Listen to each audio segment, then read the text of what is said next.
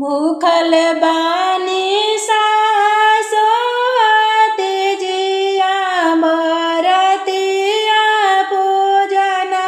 करबो आम बाबा के मंदिरा पूजन करबो भोले बाबा के मंदिरा पूजन करबो कैसे में जइबो बहुआ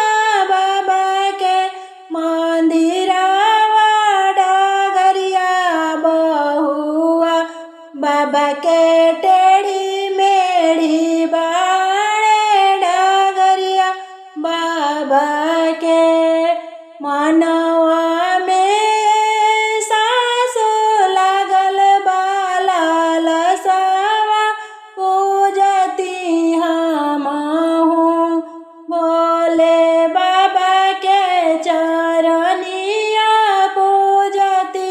हमहु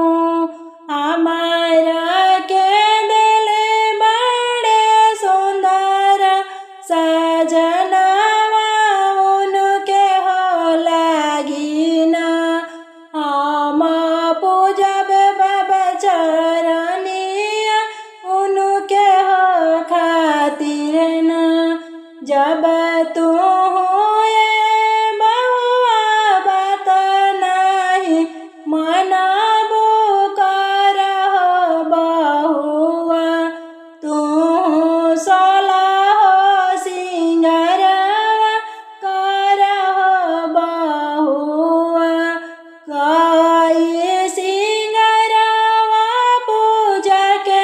थाला लिहानी सासु के संगवा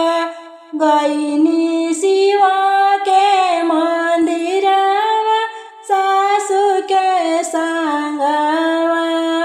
झंझारी के बढ़िया खोलिनी होरी गड़वा लगानी पूजिया लिहानी भोले बाबा के चरनिया पूजिया लिहानी हमारा के बाबा